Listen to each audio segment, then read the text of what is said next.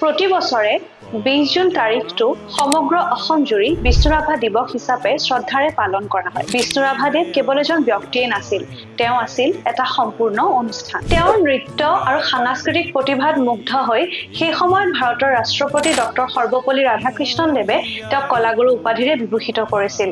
ৰাভাদেৱ আছিল গণমানুহৰ শিল্পী।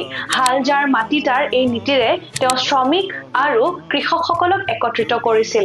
নিজৰ সমস্ত সম্পত্তি জনসাধাৰণৰ মাজত বিলাই দি তেওঁ হৈ পৰিছিল সৰ্বহাৰাৰ নেতা। তেজপুৰ বিশ্ববিদ্যালয়খন তেওঁ দান কৰা ভূমিৰ ওপৰতে নিৰ্মাণ কৰা। বিষ্ণু ৰাভা দিৱসৰ লগত সংগতি ৰাখিয়ে অসম চৰকাৰৰ সাংস্কৃতিক পৰিক্ৰমা দপ্তৰৰ তৰফৰ পৰা বিষ্ণু ৰাভা বঁটা প্ৰদান কৰা হয়।